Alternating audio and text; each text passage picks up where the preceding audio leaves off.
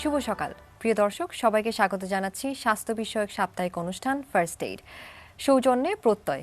এবং আজকে আমাদের সাথে উপস্থিত আছেন প্রফেসর ডক্টর আশফাকুজ্জামান চৌধুরী, মনোরোগ বিদ্যা বিশেষজ্ঞ, প্রত্যয় মেডিকেল ক্লিনিক। আজকে আমরা যে বিষয় নিয়ে কথা বলবো সেটি হচ্ছে সিজোফ্রেনিয়া। স্যার, আমাদের অনুষ্ঠানে থাকার জন্য অনেক অনেক ধন্যবাদ। শুরুতেই জানতে চাইবো যে সিজোফ্রেনিয়াটা কি, এবং এটার বিষয়ে কিন্তু আমাদের দেশে অনেক কুসংস্কার আছে, তো এটার বিষয়ে যদি কিছু বলেন। রাইট, আসলে সিজোফ্রেনিয়া একটা মেজর সাইকিয়াট্রিক ইলনেস এবং এটার এত ব্যাপ্তি এবং সাইকিয়াট্রিক ডিজিজের মধ্যে এটাই সবচেয়ে প্রমিনেন্ট ডিজিজ এবং যেটা নিয়ে আমরা সবচেয়ে বেশি ডিল করি এবং সবচেয়ে বেশি প্রাধান্য হচ্ছে এটার schizophrenia almost 1% of general population schizophrenia রোগীতে ভুগছে। সো এই রোগীগুলোর চিকিৎসা এবং করাটা এবং খুব সাইকিয়াট্রিক একটা বিরাট অংশ এই সিজোফ্রেনিয়ার মধ্যে আসে। আর আমরা খুব কমন ডিজিজ হিসাবে চিকিৎসা করা হয় এই সিজোফ্রেনিয়াকে। তবে আমাদের এখনও অবশ্য মানুষ অনেক জানে, অনেক বোঝে, তারপরেও কি কুসংস্কার যেটা এটা খুব সাংঘাতিকভাবে ব্যাহত করে চিকিৎসাকে। কারণ মানুষের ধারণা অনেক সময় হয়তো বা জিন ধরা, পরিতে ধরা, কিংবা ব্ল্যাক ম্যাজিক, কিংবা এইসব বিভিন্ন রকম এক এক কালচারাল অনুযায়ী মানুষের প্রকাশ সেরকম হয়। বা গ্রামে গঞ্জে দেখা যায় যে কবিরাজের কাছে নিয়ে যাওয়া হচ্ছে, এক্স্যাক্টলি, ওটা চিকিৎসার ব্যাপারে, যে জিনে ধরেছে। হ্যাঁ এক্স্যাক্টলি, ওটা জিনে ধরেছে এবং তাকে খুব খারাপভাবে চিকিৎসা করা হচ্ছে। রাদার এটা যে একটা অসুখ সেই ধারণাটাই নাই। সো আমাদের সবার উচিত এখন এটাকে একটা অসুস্থ হিসাবে, রোগ হিসাবে ধরা। তাহলে কারণ এইসব রোগকে চিকিৎসা করলে সঠিক পাওয়া যায়। মানুষ মনে করে জিনে ধরেছে, সে নিজে নিজে কথা বলে, সে কারোর সাথে কথা বলে, জিনের সাথে কথা বলে, তাকে ও যেসব সিমটমসগুলো বলে, যেমন সে ও মনে করে যে ও পজিশন হয়েছে, কিছু একটা উপর ভর করেছে, তাকে কিন্তু বঞ্চিত করে ফেলছে অনেক কিছু থেকে। সম্পূর্ণভাবে বঞ্চিত করে এবং তার সাফারিংসটা বেড়ে যায়। কারণ এই কুসংস্কারের কারণেই সে মনে করে, কিংবা আজকাল মডার্ন ইয়েতে অনেকে মনে করে যেমন এটা চেঞ্জ হচ্ছে, কিন্তু কালচারের সাথে সাথে চেঞ্জ হচ্ছে। আজকাল আর একদম টাউনের সিটিতে মডার্ন ইয়েতে ওরা কিন্তু জিন পরি এগুলো বলে না, যেটা আমি হয়তো 80s শুনতাম। এখন কিন্তু ওরা এইসব বলে না, এখন বলে স্যার আমাকে I am being control by computer, আমার কম্পিউটার আমাকে কন্ট্রোল করে, কিংবা আমার সুপারন্যাচারাল কিছু আমাকে মানে কন্ট্রোল করছে। এটা এখন সুপারন্যাচারাল এলিয়েন আমাকে কন্ট্রোল করছে, কিংবা কম্পিউটার কন্ট্রোল করছে। সো এতে বোঝা যায় আসলে এই জিনিসটা রোগ। এবং সবচেয়ে আশ্চর্য ব্যাপার, এদের চিকিৎসা সঠিকভাবে করলে এরা খুব ভালো হয়ে আসতে পারে। এইসব কুসংস্কারগুলো খুব বেশি প্রচলিত। আর সেকেন্ড থিং, সিমটমসের উপর অনেক সময় মানুষ মনে করে অনেকে চুপ হয়ে যায়। সিজোফ্রেনিয়া রোগী কিন্তু দুরকম হতে পারে, একটা পজিটিভ ফিচার্স থাকতে পারে, একটা নেগেটিভ ফিচার্স থাকতে পারে, পজিটিভ অথবা নেগেটিভ। সো পজিটিভ রোগী এটা বেশি কথা বলে, বেশি থট ডিস্টার্বেন্স বেশি হয়, চিন্তার বিভিন্ন রকম অসুবিধা হয়। সো এরা একরকম সিমটমস বলে, তখন মনে করে তাকে জিনে ধরেছে। আবার কখনো কখনো দেখা যায় যে এরা চুপচাপ হয়ে যায়, যেটা নেগেটিভ ফিচার্স। তো তখন কিন্তু এরা চুপ হয়ে যায়, আইসোলেটেড থাকে, মিশছে না কারোর সাথে, ইন্টারাকশনস নাই, কোনো ইনিশিয়েটিভ নাই, একদম নিজে নিজে থাকে। আচ্ছা ও ডিস্টার্ব করে না, ও কিংবা ও এরকমভাবে হয়তো পীর হয়ে যাচ্ছে। শুধু কি চুপচাপ থাকাটাকেই আমরা বলছি যে এভাবে করে আমরা বুঝতে পারছি যে তার সিজোফ্রেনিয়া হয়েছে, নাকি আরও কোনো সিমটম আছে যাতে করে আমরা বুঝতে পারি? চুপচাপ হয়ে নিজের কাজ থেকে বিরত হয়ে যাচ্ছে, নিজে নন ফাংশনিং হয়ে যাচ্ছে, তার পার্সোনালিটি ডিটেরিওরেশন হয়েছে, নিজে পার্সোনাল হাইজিন ডিটেরিওরেশন করছে, তার নিজস্ব কেয়ার থাকছে না, মানে মানসিকভাবে এবং শারীরিকভাবে সে অনেক কিছু থেকে দূরে সরে যাচ্ছে। এমন পর্যায়ে চলে যায় যে একদম সে নিজে একা আইসোলেটেড এক রুমের কোনায় দাঁড়িয়ে আছে। That is terminal stage of negative. আচ্ছা, কিন্তু মানুষ এটাকে ইনিশিয়াল স্টেজে যদি চিকিৎসা না করা হয় তাহলে কিন্তু ক্রনিক ডিটেরিওরেশনস হয়। এবং সবচেয়ে আশ্চর্য ব্যাপার, দেরি করা হয় এদের এই কারণে যে মনে করে যেহেতু কোনো ডিস্টার্ব করছে না, সো আচ্ছা ওকে কিছু বলার দরকার নেই। তারপর অনেকদিন পরে কেউ হয়তো বলে দিল না ও পীর সাহেব কিংবা কিছু একটা হয়ে যাচ্ছে, কিংবা অন্য কিছু। So that is dangerous. আসলে কিন্তু রোগের কারণে হারিয়ে যাচ্ছে একদম। এটা কি যে কোনো কারো হতে পারে, নাকি এটা কোনো বয়সের কিছু বিষয় আছে, বা নারী পুরুষের মানে কাদের এটা হতে পারে? না এক্স্যাক্টলি, আসলে সিজোফ্রেনিয়া ইটসেলফ এটা একটা multifactorial disease, just single cause বলা এখনও ডিফিকাল্ট। তবে জেনেটিক লোডিং কিছুটা আছে, মানে আমরা বলি জেনেটিক লোডিং, ফ্যামিলি এনভায়রনমেন্টাল অনেক ইনফ্লুয়েন্স আছে, চাইল্ডহুড রেয়ারিং কীভাবে হয়েছে সেটা একটা ব্যাপার আছে, তারপর ব্রেইন ট্রমা থেকে হতে পারে, ডিউরিং বার্থ থেকেও অনেক কিছু হতে পারে। সো পেরিনেটাল একটা ব্যাপার স্যাপার আছে, জন্মের আগে মার কোনো রকম অসুস্থতা, যদি আঘাত পেয়ে থাকে, আঘাত, অসুস্থতা, কিছু কিছু ইনফেকশাস ডিজিজ যেটার কারণে হতে পারে। আবার ডেলিভারি, লেবার প্রসেসের সময় ব্রেন ট্রমা হয়ে হতে পারে। আচ্ছা, মানে সো মাল্টিফ্যাক্টোরিয়াল।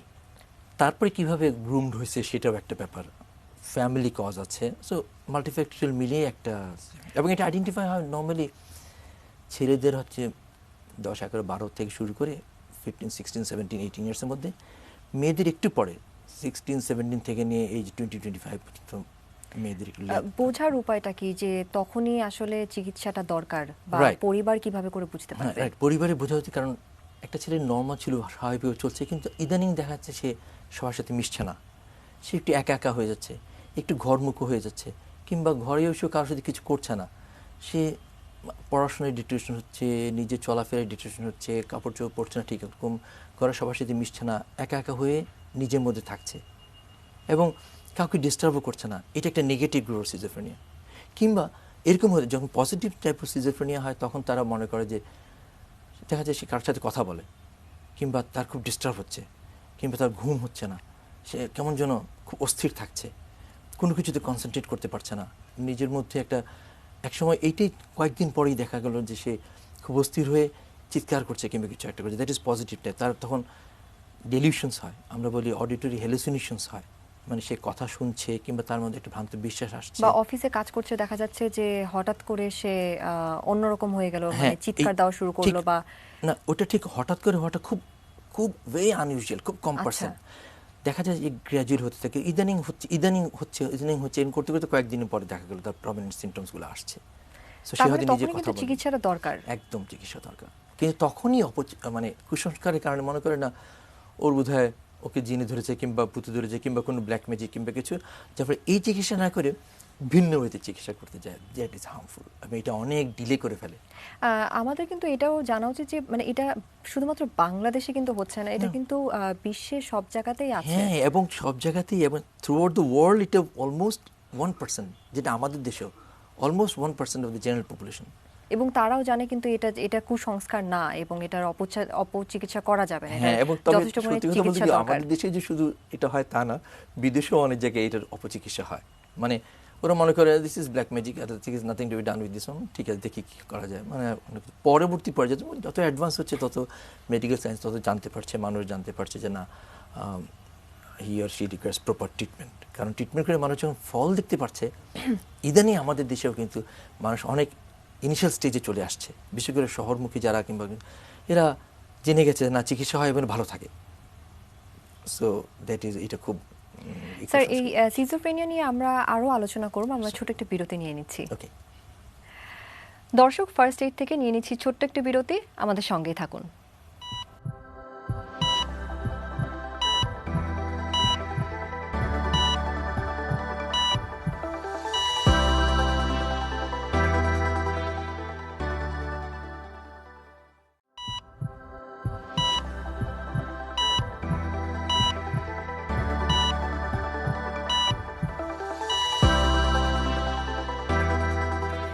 দর্শক, ফিরে এলাম বিরতির পর ফার্স্ট এইডে। আমরা কথা বলছিলাম সিজোফ্রেনিয়া নিয়ে।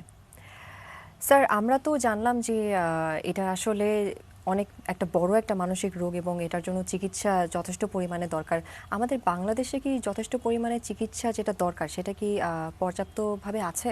হ্যাঁ, আমাদের সাইকিয়াট্রিস্টের সংখ্যা কম, সেটা সত্যি কথা।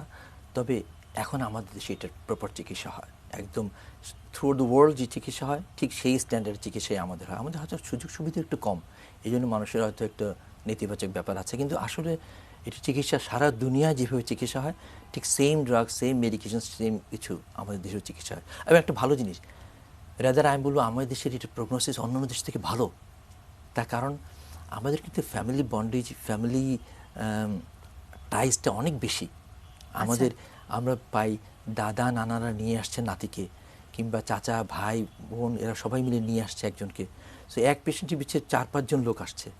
So that indicates a good family ties, যেটা তার কিন্তু মানে পরিবার থেকে কিন্তু সাহায্য সহযোগিতা Exactly. যেটা প্রয়োজন খুব বেশি সেটা কিন্তু প্রয়োজন। আমাদের দেশে আছে অনেক বেশি। এবং আমাদেরই ফ্যামিলির মানে কোহেসিভনেসটা থাকার কারণে এরা কিন্তু ভালো হয়, অনেক ভালো হয়। কারণ অন্যরা কিন্তু শুধু ওষুধ, ট্রিটমেন্ট, ঠিক আছে এটা খাও, এটা করো, দেন গো টু ডক্টর, তারপর ইট ইজ ইয়োর ম্যাটার, মানে এরকম একটা অবস্থান। হ্যাঁ। কিন্তু আমাদের দেশে কিন্তু সেটা না। ওরা পয়সা খরচ করে চিকিৎসা করছে এবং ইনশিওর করে ওষুধ খাওয়া, আচ্ছা এমন সবাই ওকে সময় দিচ্ছে, অন্যরা সবাই মিলে সময় দিচ্ছে, যেটা খুব দরকার। আর ওষুধের পাশাপাশি আর কি কি প্রয়োজন হ্যাঁ, পড়ছে? যেটা খুব দরকার, একটা প্রগনোসিসের ব্যাপারে কিন্তু একটা জিনিস খুব কাজে লাগে, যেটা রোগের সম্পর্কে একটা বাজে কমেন্টস করা, এটা বলে ক্রিটিক্যাল কমেন্টস, এগুলো কিন্তু খুব সাংঘাতিক, এগুলো খুব খারাপ। সমালোচনা করা, রোগীকে সমালোচনা বা করা, অপমান তুই করছে, বা মানে যেমন আচ্ছা ও তো পাগল, ওর তো মাথা খারাপ, কিংবা ও তো ওই ওষুধ খেতে হবে। These are very negative points. এতে রোগীর মনের মধ্যে কিন্তু এটা চাপ পড়ে। কারণ এইটাও নিয়ে অনেক স্টাডি হয়েছে যে ফ্যামিলি এনভায়রনমেন্ট কতটা ভালো সাহায্য করতে পারে ফর গুড প্রগনোসিস। এবং দেখা যায় যে যেসব ফ্যামিলি থেকে, যেখানে ফ্যামিলি খুব কোঅপারেটিভ, বেশি কোঅপারেটিভ ফ্যামিলি সবাই সাহায্য করে, সেখানে কিন্তু প্রগনোসিস খুব ভালো। কারণ রোগীও এনকারেজড হয়, একটু ভালো হলে সে ফিল করে। তখন যদি তাকে খুব নেগেটিভ কিছু বলা হয়, খুব ক্রিটিক্যাল কমেন্টস করা হয়, তাহলে দেখা যায় সে মানে তার মনটাও হারিয়ে যায় আর কি। সো এটা, এই নেগেটিভ কমেন্টস করা খুবই খারাপ। মাদকাসক্তিতে যদি আক্রান্ত থাকে, তার যদি সিজোফ্রেনিয়া হয়ে থাকে, তাহলে তাদের জন্য কি চিকিৎসা অন্যরকম? হ্যাঁ, এ খুব আনফরচুনেট, আমরা বলি কোমরবিড ডিসঅর্ডার। যদি আচ্ছা। মাদকাসক্তি এবং সিজোফ্রেনিয়া দুটো হয়, তাহলে তার কিন্তু পরিণতি আরও খারাপ, কম্পারেটিভলি অনেক খারাপ। কারণ একটা মাদকাসক্তি লোক সিজোফ্রেনিয়াতে ভুগতে পারে। যেমন ক্যানাবিস, গাঁজাটা কিন্তু অনেক দেশে কোনো কোনো স্টেটে অ্যালাউড, এখন অনেক জায়গাতেই অনেক জায়গায় legal অ্যালাউড করে দিয়েছে, করে হ্যাঁ। দিয়েছে, কিন্তু অথচ ওদের দেশের বইতেই, যেমন American psychiatric association diagnostic statistical manual of mental disorder, ওদের বইতে কিন্তু cannabis is a first drug যেটা খেয়ে মানুষের এডিকশনস হচ্ছে। অথচ ওরাই আবার অনেক স্টেটে ফ্রি করে দিচ্ছে। That is different thing. কিন্তু আমাদের কালচারাল কন্টেক্সটে cannabis itself is a dangerous drug. কারণ আপনি এটা ইউজ করে, এবং এটা পাওয়া গেছে যে ইদানিং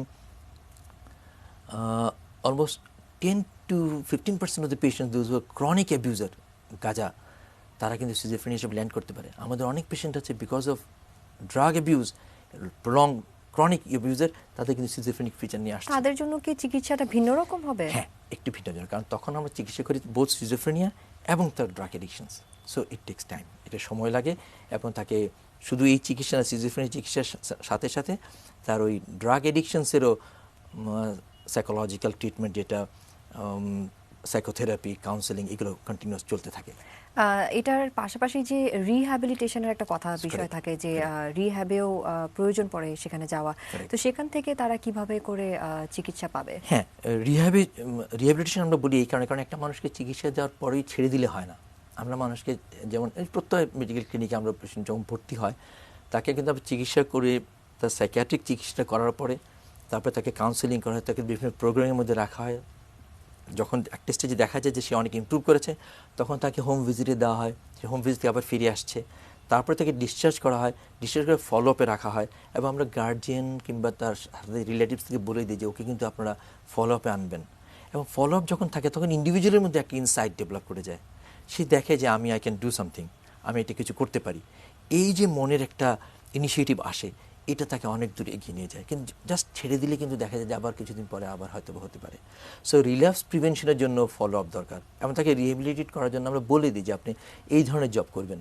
সবাই সব কিছু করবে নট নেসেসারি, বাট সেও যদি কিছু অল্প কিছু করে যদি আর্ন করতে পারে, ইটস ভেরি গুড। সে বোঝে যে আমিও আই ক্যান ডু সামথিং। এই জিনিসটা মনের মধ্যে ঢুকিয়ে দিতে পারলে অনেক ভালো। তার মানে এখানে বোঝা যাচ্ছে যে পরিবারের কিন্তু অনেক বড় একটা ভূমিকা অনেক আছে, পরিবারের অনেক বড় ভূমিকা আছে। এবং সেই জন্যই আমরা কিন্তু সাইকিয়াট্রিক পেশেন্টসকে অলওয়েজ ইন্ডিভিজুয়ালকে চিকিৎসা করে তারপর চাই তার সাথে যারা থাকে, তার ফ্যামিলি, ওয়াইফ, চিলড্রেন, কিংবা তার প্যারেন্টস, কিংবা তাদেরকেও জানানো, তাদেরকে বোঝানো, তাদেরকেও আমরা সময় দিতে চেষ্টা করি। তার মানে তাদেরও এই সাইকো এডুকেশনটা শুধুমাত্র যে পেশেন্ট শুধুমাত্র তার জন্য প্রয়োজন না, পরিবারের জন্য কিন্তু প্রয়োজন, পরিবারের জন্য প্রয়োজন আছে। এক্স্যাক্টলি ঠিক তাই। ইভেন ইফ রিকোয়ার, আমরা অনেক সময় হয়তো টিচারকেও যদি ইনভলভ করা যায় আরও ভালো, কিংবা বলে দিই ফ্যামিলিকে আপনার টিচারকে এই বলবেন। যদি আমাদের দেশের সোশ্যাল ওয়ার্কারের কাজটা কম্পারেটিভ এরকম নাই না, আদারওয়াইজ সোশ্যাল ওয়ার্কারের থ্রুতে এই কাজটা করতে পারলে আরও ভালো হয়। কোনো সময় হয়, কোনো জায়গায় আমরা করি সেটা, ওটা করতে আরও ভালো হয়।